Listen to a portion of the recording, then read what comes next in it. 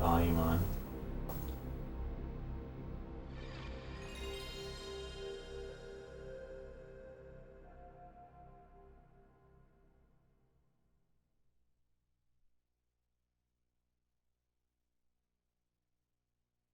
I honestly probably could not go to sleep, but if I do that, I'm gonna regret it later because my legs already feel like jello in themselves. So even though I probably could stand a few more hours, it would just be bad. All right, so we got two of these. We got Finn McCowell and John Henry. Okay then, let's get started here. You guys enjoy story time. I have no idea, honestly. Um,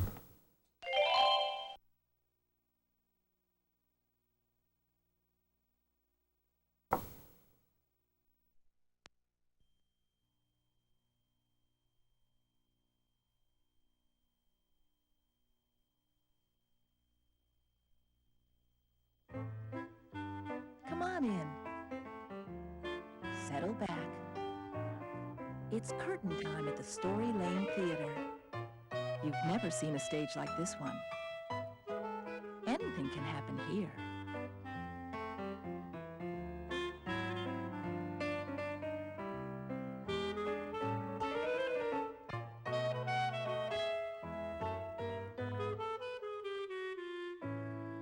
Today we're going to watch the story of Finn McCool, Ireland's most famous giant. We'll visit Finn's home on Knockmany Hill and watch as Finn and his wife Una prepare to do battle with the powerful and terrifying giant Cuchulainn. But before we see the story, let's share a few moments with two of the musicians who perform the music you'll be hearing in the show. The man playing the tin whistle is an Irish musician named Cathal McConnell, and the man playing the accordion is Dave Richardson, who comes from England. They both travel all over the world, performing with a group called the Boys of the Loch. Let's hear Cathal and Dave tell us more about their music.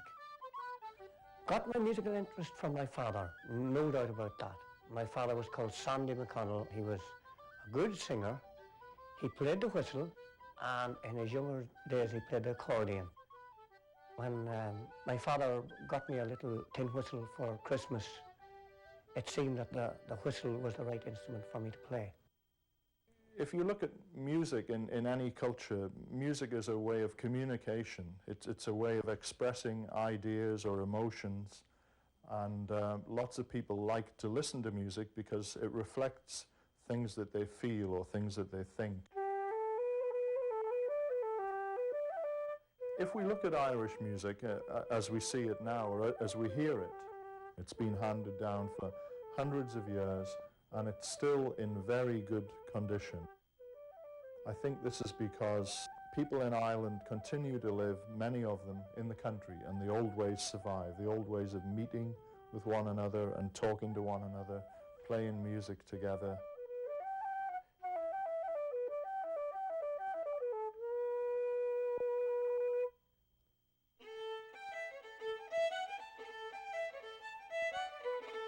I first heard the story of Finn McCool from my mother. It's a dramatic sort of story. It's a story of the impending battle of the two giants. It's a bit of a challenge, putting music to a story, because you really have to think about it. We tried to decide what kind of music would fit these characters to support the story that was being told.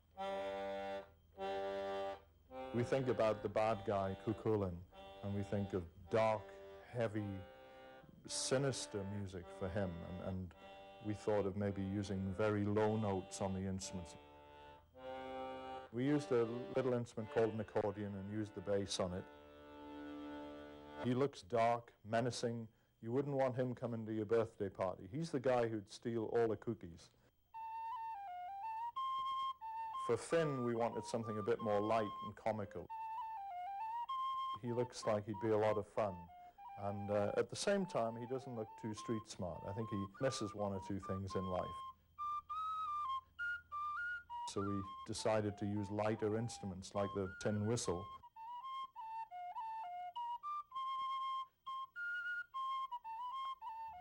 The wife of Finn, Una, is a very good friend to Finn. She's his best friend. That's why he married her. She's a very busy woman, active, happy. She's very content. So we chose light instruments and very light rhythms like the jig and the polka. This business of writing tunes is unusual. You don't actually take out a pen and paper and write them. You sit with an instrument in your hand and your fingers on the instrument, and you move your fingers around, and suddenly a little piece of melody catches your ear and you think, I like that. That's the start of an idea. And then it might all click together, you know. It's just like making up a little poem or something. Playing this music gives a lot of pleasure to a lot of people. As time goes on, it's being played more and more. There are an awful lot of young people learning this music now, much more so than when I was young. It's very interesting to think about what we get from music as people. I think it reminds us of how much like other people we are.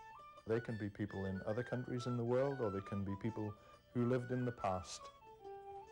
They can play you a tune or sing you a song, let you hear a melody, and you know that they're the same kind of person as you. And now here come the sounds and sights of Finn McCool.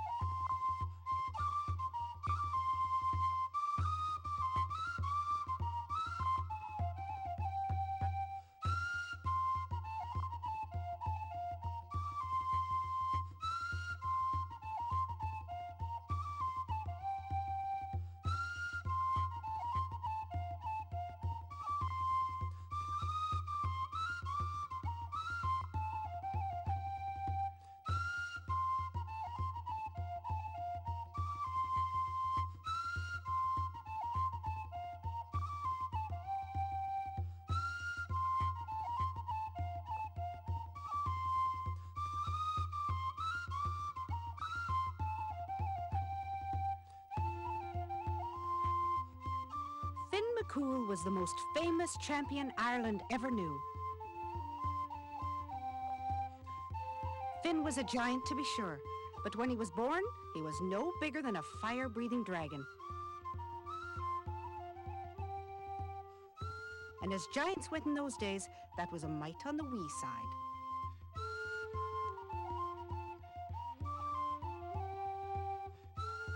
Now, King Cool was Finn's father, and being a famous Irish giant himself, he took the lad's small size to heart. I have a boil on me flank that's bigger than he is, said King Cool on seeing the boy for the first time. King Cool was so distraught over Finn's size that he took the child to the castle parapet, wiped the potato-sized tears from his eyes, and gently punted him into the loch below. Now the grandmother of the lad, King Cool's mother, just happened to be on the shore watching as the infant plunged into the water. "Why, that's me own flesh and blood splashing about there," she said, and immediately dove in. In 2 shakes of a lamb's tail, she dragged the child out of the loch and rushed away with him deep into the woods. Finding a nice stout tree, the grand dame took out her hatchet and chopped a chamber within it. And there the two of them lived.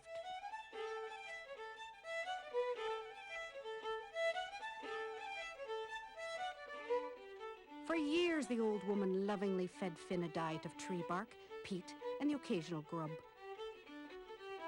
But the child thrived nonetheless.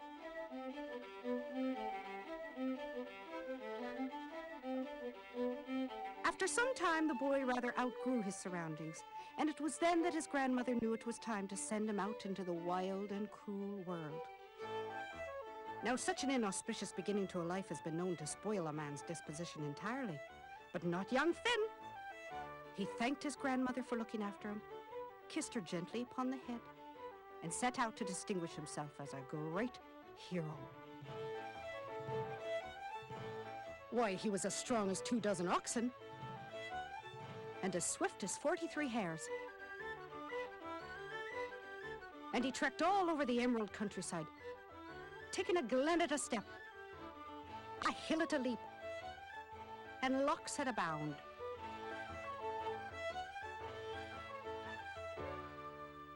Before too long, Finn took a wife for himself, and her name was Una. Una was a beauty, as they say, and a giantess herself. Aye, and that sun-kissed lass was a clever one, too. They were a matched pair, they were, with Finn's brawn and Una's brain. Together they lived quite happily upon the top of Knockmany Hill in Ulster. People always wondered why it was that Finn had selected such a windy spot for his dwelling. Now, Finn made his share of excuses for choosing to live in the middle of nowhere, but the real reason Finn made his home atop Knockmany was to see Cuchulainn coming. Oh, Cuchulainn. It sends shivers down me spine to even utter the name. Cuchulainn. No other giant in all of Ire could stand before him. It was said, and I personally know for a fact 'tis true, that by a single blow of his fist, he once flattened a thunderbolt into the shape of a pancake. He always carried it about with him in his pocket. And before he got into a fight with one of his foes, Cuchulainn would show them the pancake, just to give them a notion of the kind of pulping they're about to receive. Cuchulainn had given every giant in Ire considerable tiring. Everyone, of course, but Finn himself. But that was only owing to the fact that whenever Cuchulainn went after Finn, our hero would run in the opposite direction.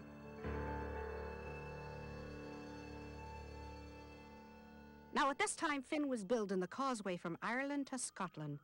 It was a grand undertaking, even for Finn, so he had his band of champions called the Fenians assisting him. One day down at the causeway, Finn and his men were rearranging the coast and moving a few small cliffs when he began gnawing upon his thumb. You see, this is how Finn called upon his singular gift for prophecy. Whenever he got into a fix and he couldn't fathom the choices that life so often presents, he would suck his thumb for inspiration, and a most curious thing would occur. He would see the future before him as clear as day. For it was in his thumb that his power for prophecy resided. Now, at that precise moment, Finn had divined from his thumb that Cuchulainn was coming to the causeway to do battle with him. And it was just then that Finn discovered a very warm and sudden fit of affection for his wife. I need to see me loving Una, Said Finn. my thumb tells me so. Me thinks she's in danger. But Finn, pleaded Conan the Bald, one of the Fenians, What about the causeway? alas, it was no use. Finn was already well on his way to Knockmany.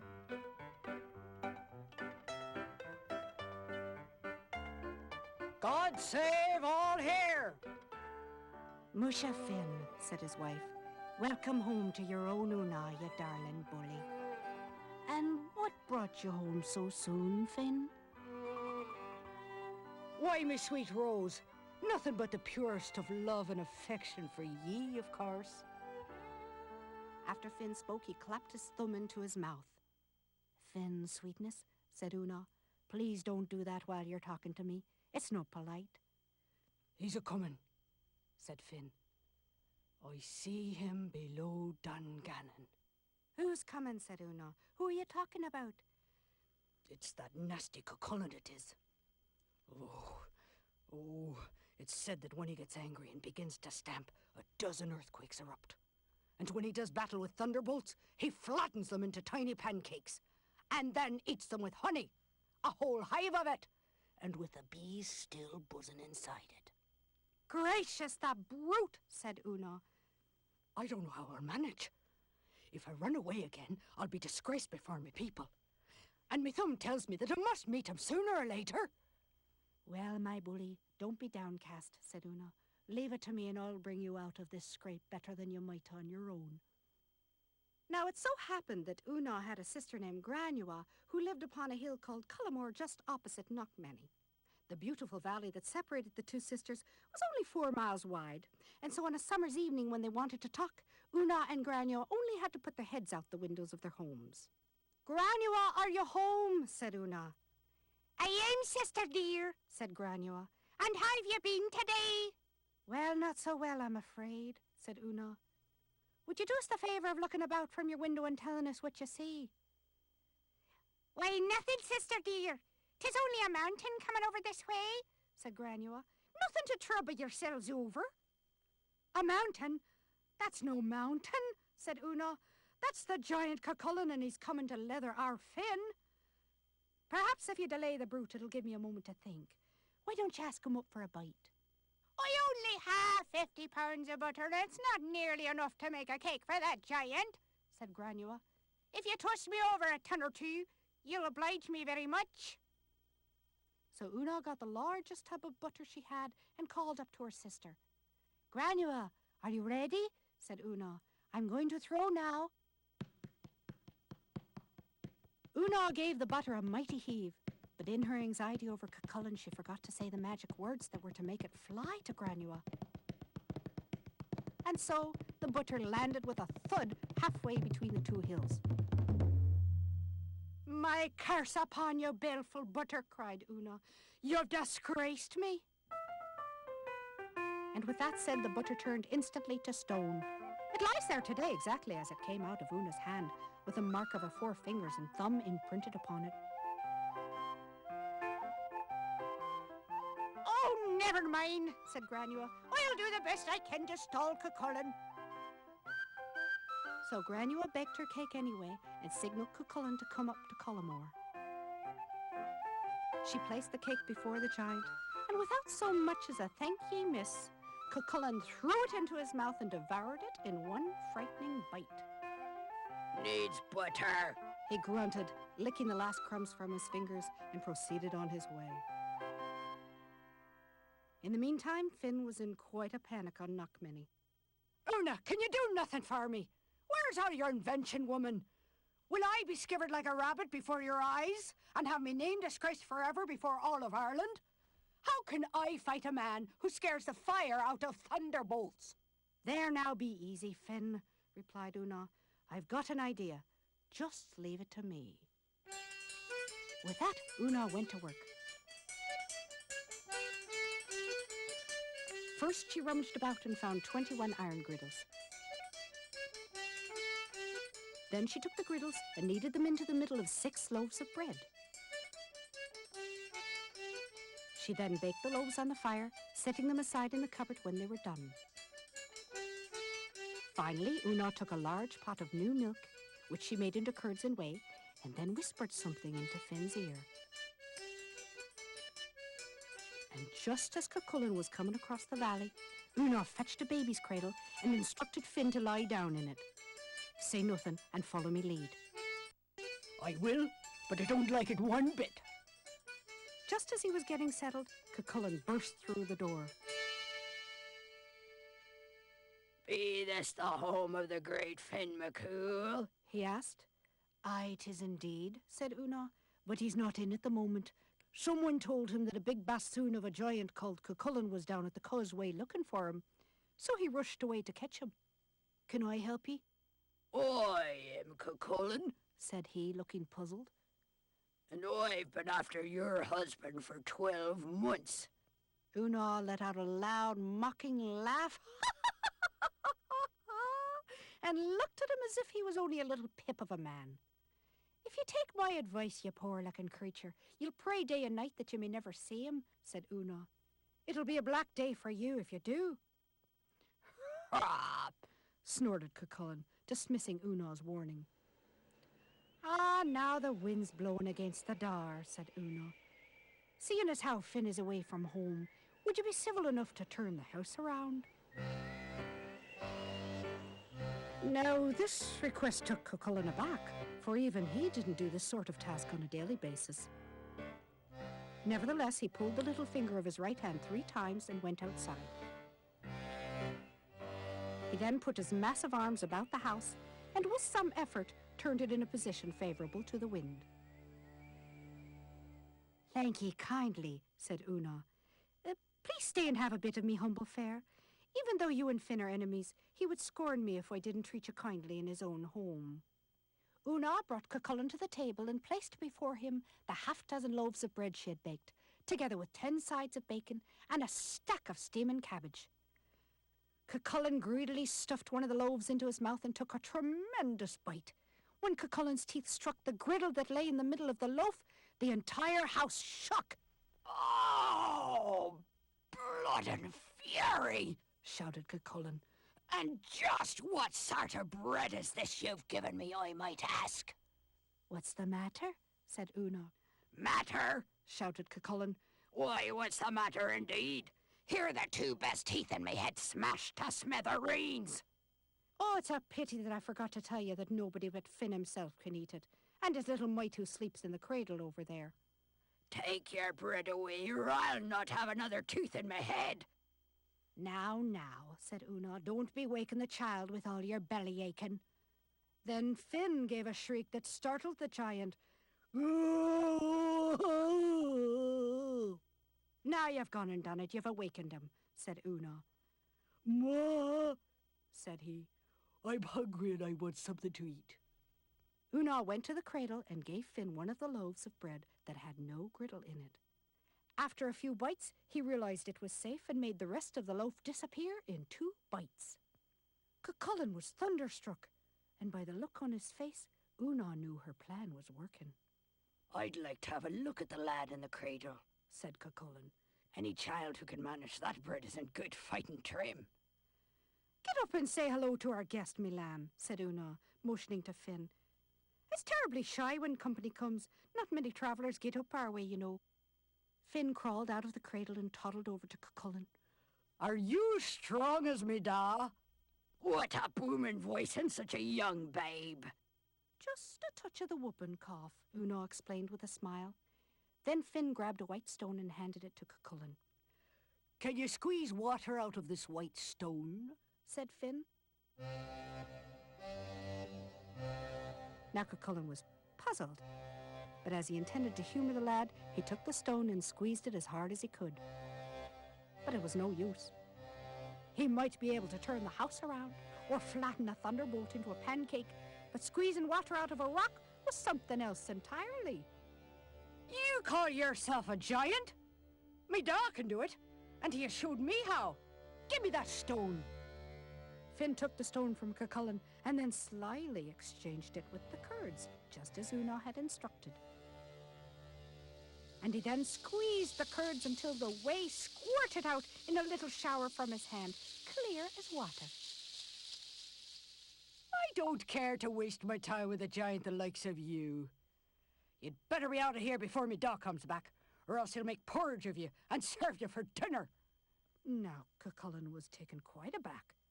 "He's a lucky man, to be sure, to have such a handsome wife and a son who snacks on iron and squeezes water from dry stones. I see I have misjudged him terribly. If it's all the same to ye, I think I'll stay a bit for Finn's return. It would do me proud to make the acquaintance of a great hero such as he, and I shall have to apologise for chasing him hither and yonder for all these months. Yes, apologise I must, even if it takes Finn a fortnight to return."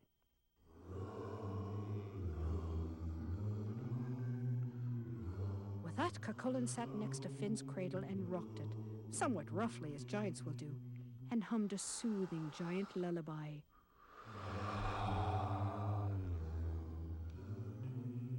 Poor Finn saw his very life pass before his eyes. "Oh, me bones." "What is wrong with the child?" asked Cucullin. The poor lad is teething," said Una. "His gums have been smarting lately. There's nothing that can be done." "I'm not so sure of that," said Cucullin.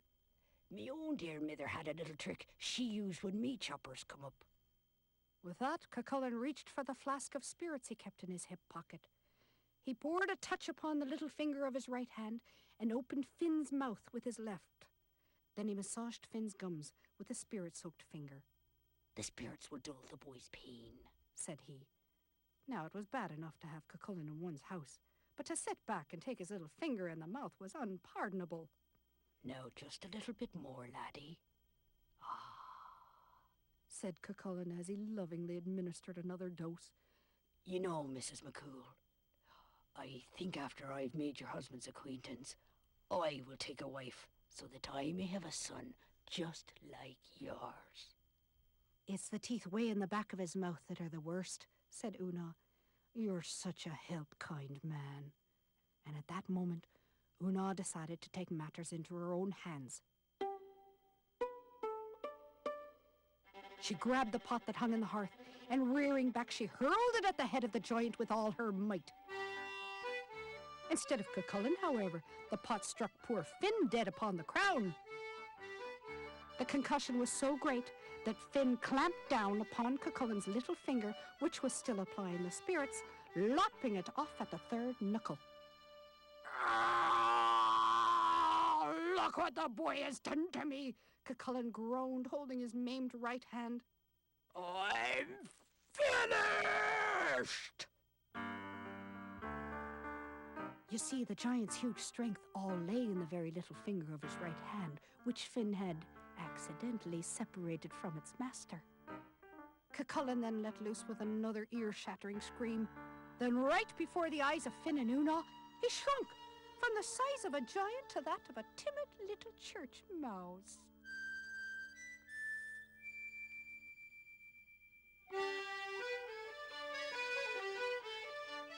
Now, Una and Finn had a large tomcat who liked to sleep behind the stove. But all the commotion woke him, and when he came out to investigate, there stood the oddest-looking mouse he had ever seen. Without much ado, the tomcat chased the screaming former giant down Knockmany, around the locks, and across the fields right into the sea.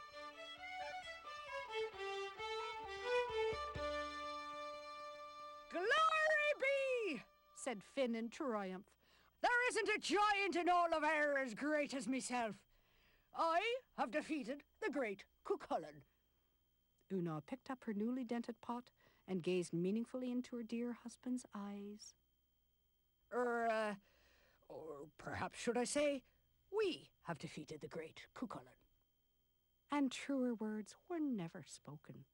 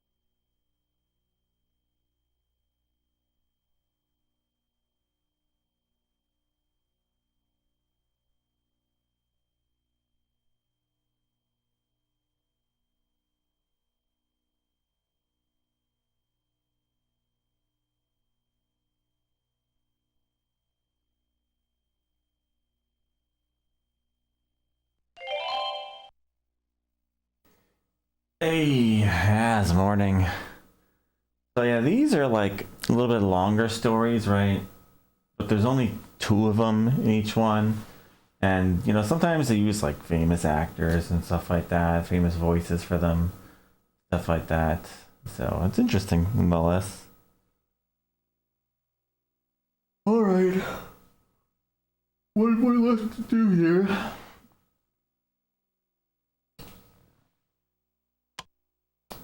Yeah, we'll do the second one over here.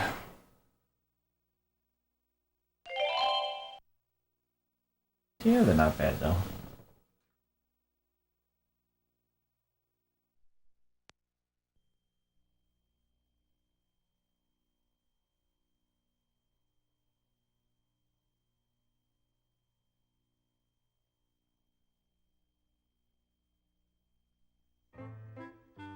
Come on in.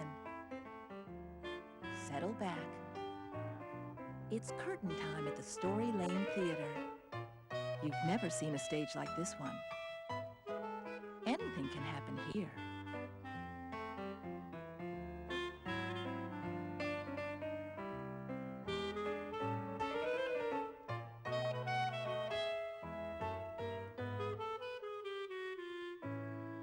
Today we're going to hear about a legend, the legend of John Henry. The story of this steel-driving man has been passed down mainly in a song. The song has been around for over 100 years, and it changes a little every time someone new sings it, but it's always about a remarkably strong man and his race against a machine. We're going to hear two versions of that song today, performed in the style of music known as the blues. One from a musician named B.B. King, and the other from the man who's playing the music you're hearing right now, Taj Mahal. Taj has been playing the blues for practically his whole life. Let's hear what he has to say about his music and the legend of John Henry. The blues can express many moods and feelings. 360 degrees of emotion. Joy, sadness, fun, laughter, all kinds of things. It has the ability to take whatever life is and present it in a way that you hear it right away. There are some songs that came out of railroad work. That was a really hard job. You think about laying railroad track and ties, and that they used to do all that work by hand. That was all done by hand. Chanting rhythmically while you're doing that kind of work makes it go easier. The sun was hot, the work had to be done, and the freedom that they had was to rhythmically deal with this. That's something that they could do. So they sang their songs and the work goes much easier. The first time I heard the legend of John Henry, I cannot even recall. It was so long ago that I know it was before the age of 5. That much I can tell you. But it came out of the folklore that was always being brought down the line. And that was one of the reasons why I wanted to play that song. It's a very important song. When John Henry was a baby boy, sitting on his daddy's knee, Daddy said, son, son, son, keep on looking to the sun. Don't you ever take no pattern after me. Don't you never take no pattern after me.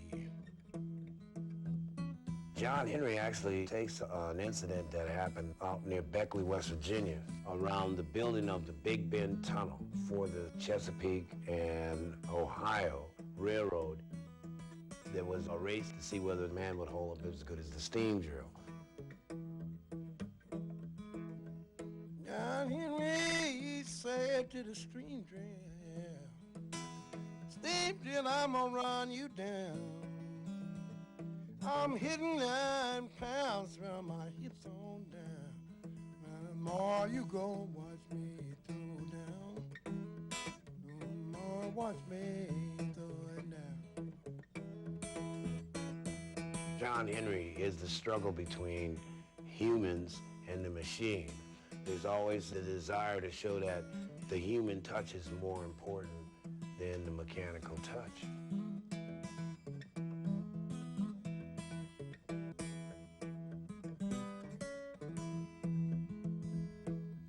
Henry, he hammered in the mountains till the head of his hammer caught fire.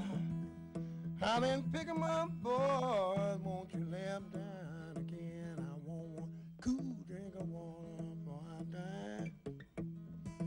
One cool drink of water before I die. One cool drink of water before I die. Legends have started out because of people's desire to have hope. It usually is some sort of unique incident that happens, and then a lot of different people put their own little spin on it. In my opinion, what John Henry symbolized was endurance and strength to really come up against a very formidable foe and triumph. Thanks, Taj, for playing your version of the song. And now, let's get ready to see the legend of John Henry. Be sure to listen for another version of the John Henry song by B.B. King, and you'll see how the legend of John Henry keeps right on growing all the time.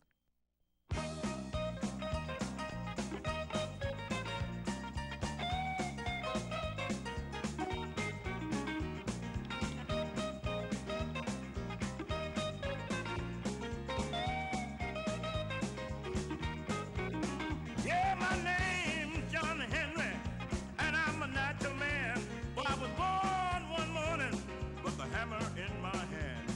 And if one day I find myself out all alone, I'll hammer till the evening and pound my way back home. And pound my way back home. And pound my way back home. And pound my way back home.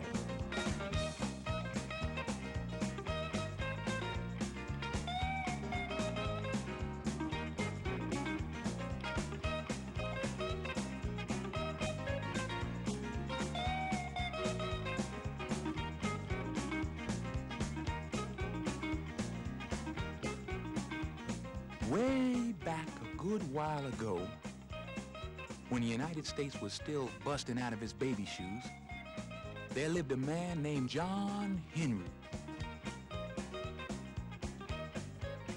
Now, ain't no history book's gonna tell you about John Henry, 'cause he was just too plain big for them books. But when it comes right down to it, John Henry was the mightiest, doggone greatest nation builder this country's ever seen. Oh, sure, you had your Washingtons and your Jeffersons, but they was just presidents. You see, John Henry was a steel-driving man. Now, some folks think they know all about John Henry and his famous race with the steam drill, but most of them don't even know a steel steak from a beefsteak. See, I was around when John Henry was king of the railroad camps, and I remember him just as clear as the Kentucky moon on an August night. So y'all listen up, because I'm going to tell you the guaranteed, gold-plated, 99.9% truth about John Henry. Now, it all started in a little village way down south in cotton country. Mama and Papa Henry were just your ordinary sharecropping folk, no different from the rest of us. They lived in a log cabin, and one springtime morning, Mama Henry gave birth to a baby named John Henry. Now, folks knew right away there was something different about John Henry. Shoot, ain't no ordinary baby born with a hammer in his hand, and ain't no ordinary baby weighs over 45 pounds. But John Henry did, and that wasn't even the strange part. Not 2 hours out of his mama's belly, John Henry ups and starts talking. "Oh, if it ain't too much trouble," he said, "just as sweet as sugar. Would y'all mind bringing me something to eat? I'm mighty hungry." Now, nobody ever heard a 2-hour-old baby talking before. But after a while, Mama Henry asked John Henry what he wanted to eat. "Well," he said, figuring and calculating on his fingers, "I'd like 8 ham bones, 2 pots of black-eyed peas, a 3-foot slab of cornbread, 3 kettles of cabbage soup, a big heap of collard greens, 4 pans of peach cobbler, and 2 pots of coffee, strong coffee. That is, if it ain't too much bother." So John Henry ate pretty good. And he was so tuckered out when he was done, by Jiminy, he slept for a solid week. Well, the years went by and John Henry grew bigger. At 2 years old, he was juggling chickens for fun. At 6, he was wrestling with razorback hogs and juggling chickens at the same time. And at 10, why, at 10, John Henry was already a teenager. But there was nothing in the whole wide world that John Henry liked more than swinging a hammer and singing a song. He'd hammer hickory sticks. He'd hammer fence posts, cooking pots, brass nails, boulders, anything he could get his hands on. He'd pound in the morning, clang in the evening. His arms grew as solid as oak stumps, and his chest busted out bigger than a barrel. Why, he grew so big that one day he couldn't even fit through the front door of his parents' cabin. And that's when John Henry decided it was time to leave home. "Mama," he said one morning, "I'm a man now. I'm a natural man. And I'm gonna find me a job with a hammer in my hand." So John Henry left home, and he walked north through the countryside. And as the sun went down at night, making the whole land light up like fire, he sang a song to himself.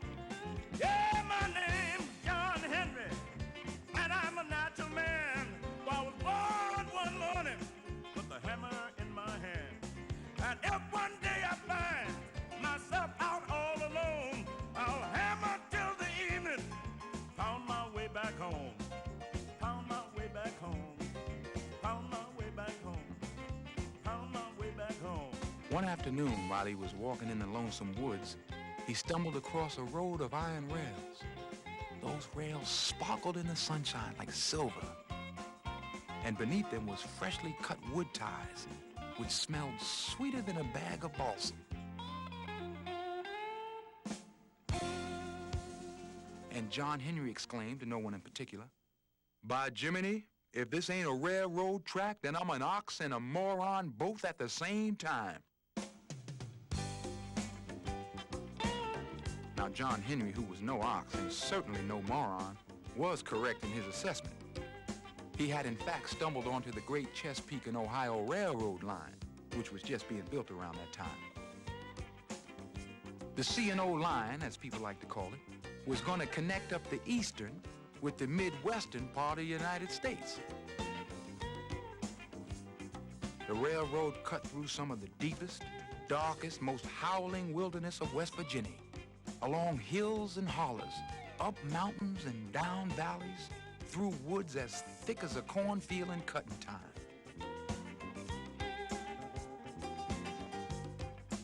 Well, John Henry knew right away he was on to something big.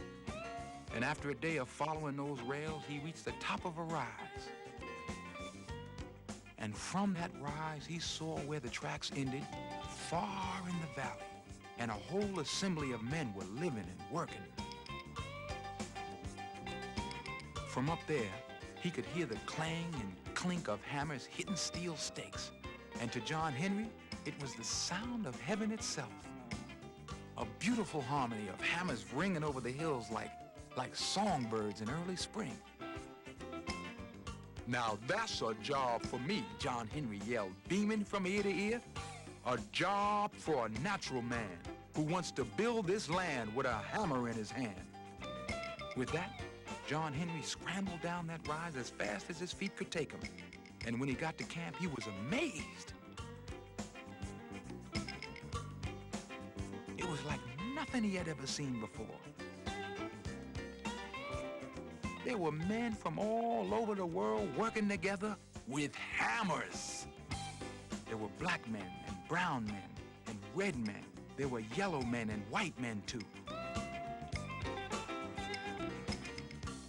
So when John Henry got to camp, he just pushed his way straight ahead to the end of the line, picked up a 9-pound hammer, and started driving steel stakes like it was going out of style. Clang, hitting here. Bang, hitting there. Ding, hitting this one. Dang, hitting that one. Well, after a while, everyone on that line stopped what they was doing and started looking at this rather large, enthusiastic stranger. They saw right away that John Henry was just the naturalest man they had ever laid eyes on. Why, he hammered those stakes so hard that smoke rose from them, and some of them even caught fire. Soon the captain came over and started watching John Henry too. "Son," he said after a while, "you the darn crackest steel-driving man I ever seen. Name's Captain Tom, and I'd be honored if you'd work for me starting tomorrow." John Henry put down his hammer and smiled. "Pleased to meet you, Captain Tom. My whole life I've been waiting to build this land with a hammer in my hand, and I don't aim on waiting any longer. If it ain't any bother to y'all, I'm gonna start right now." And with that, John Henry set straight to work on the C&O Railroad.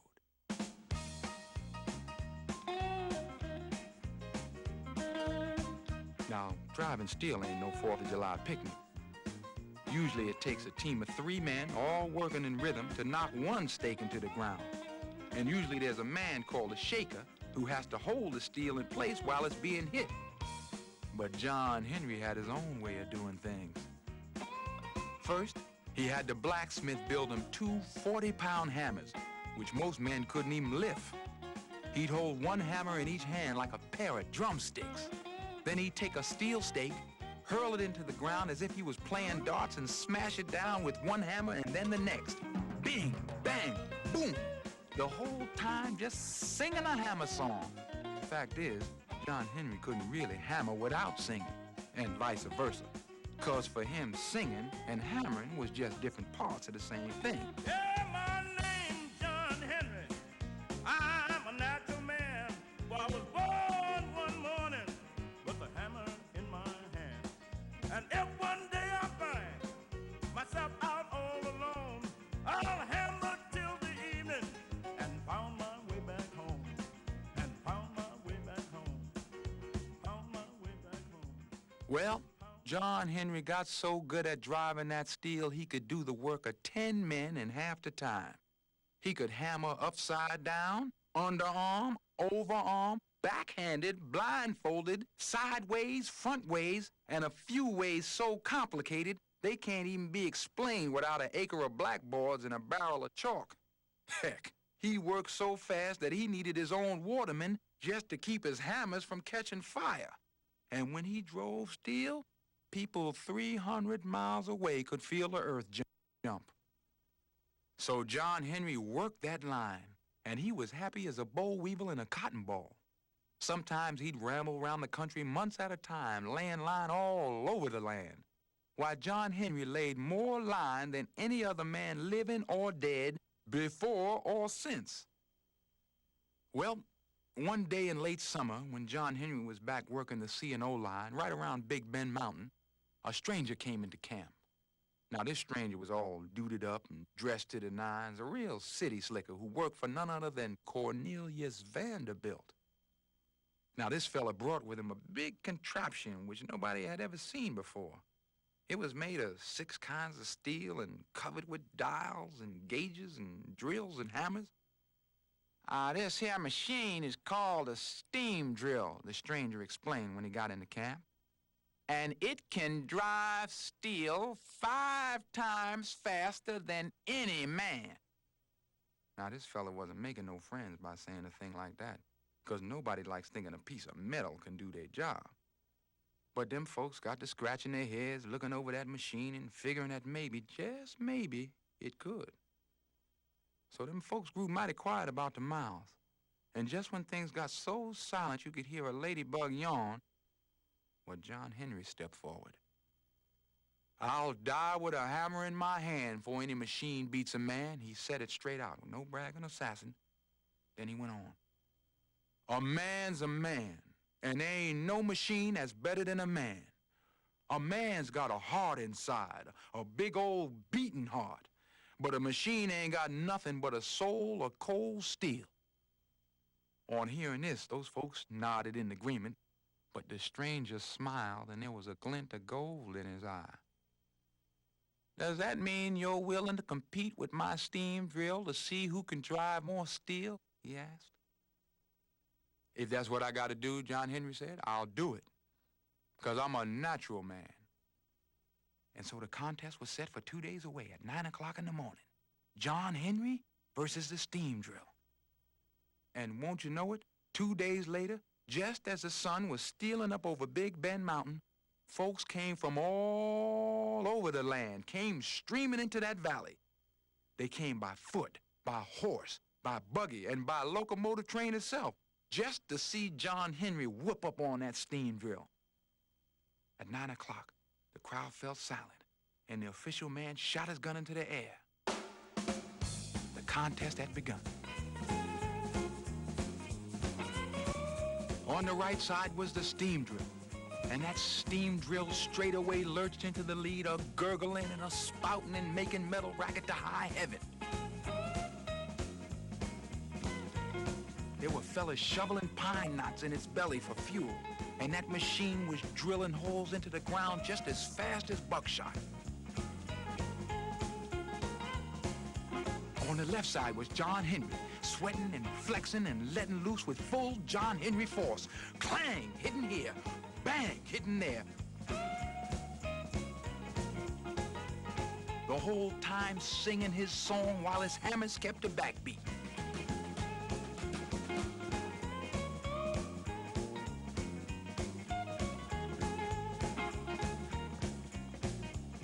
So, in this way, the hours went by. 1 hour, 2 hours, 3, 4, 5 hours. The sun climbed high up in the sky, then rolled back down. And John Henry's hammers got so hot, they were just glowing like the sun itself. But that steam drill was still ahead.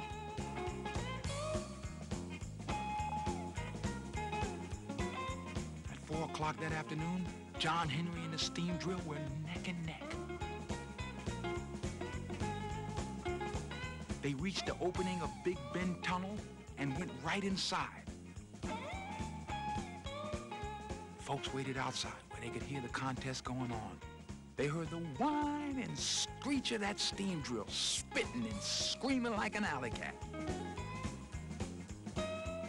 And over that awful sound, they could hear John Henry's voice, sweeter than the summer's corn, echoing out of that tunnel. Yeah, my name's John Henry. I'm born a natural man. I was born in the morning with a hammer in my hand. With these hammers of steel, I can whip any steam drill. At 5 o'clock, just as the day was cooling down, there was another gunshot, and the race had ended. All was silent in Big Bend Tunnel. Outside, a hush came over the crowds, and that valley was as quiet as a juke joint on Sunday morning. After a few minutes, the official man came walking out of the tunnel. He strode right down those tracks, held his hand up high, and yelled out, "John Henry drove more steel than the steam drill. John Henry beat the machine." And boy, you should have heard that crowd explode into yipping and yelling and screaming, just as pleased as plum pudding that John Henry had won. Folks was a celebrating and folks was a dancing.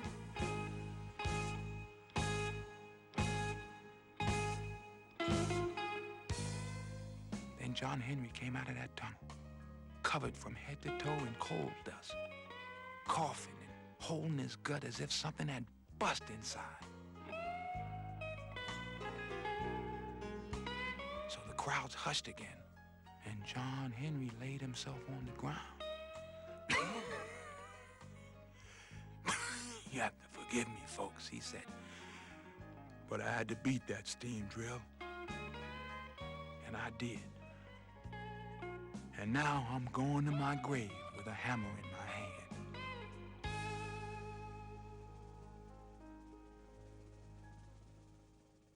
Well, nobody can believe what they was hearing. Why, John Henry just whooped that steam drill. But as he was laying there with his hammers crossed over his heart and his face covered in coal dust, John Henry upped and died. Up and died right there in front of all those folks as the sun was going down for the night.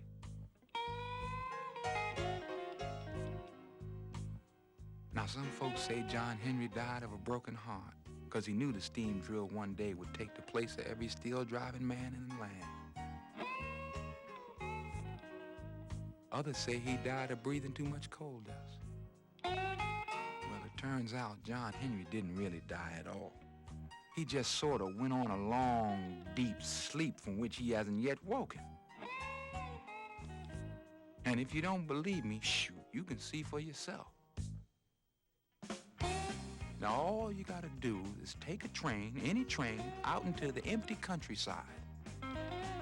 And in the evening or late at night, when the moon is big and fat and the wind is just right, you listen to the wheels chugging on the track. Back and forth, like the beat of a drum. And by Jiminy, that's the sound of John Henry pounding steel stakes till kingdom come. Yes, sir-wee, folks. That's the sound of John Henry, hammering his way back home.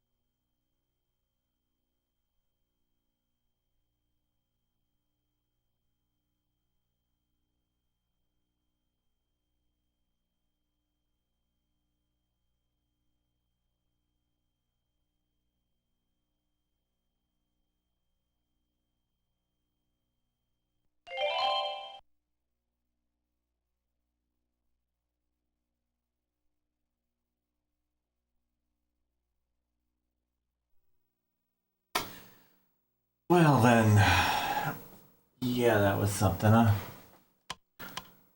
Stories there. They do things and they go over stuff. Credits here.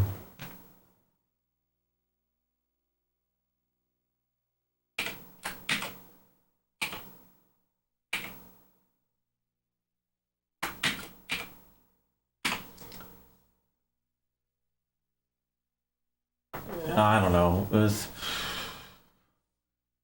maybe something like that. And then for another 10 hours. Might be less than 10 hours. I don't see. It depends how much I sleep. I didn't sleep long last time. I don't know. But there's one more long stream in us later on. Before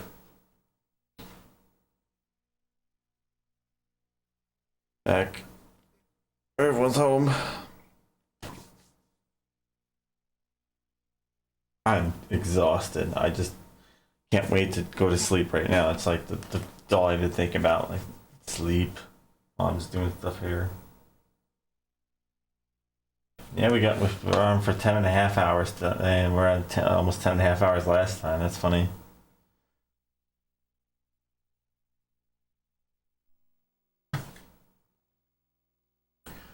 All right, that's Lightspan. Oh, it's like that.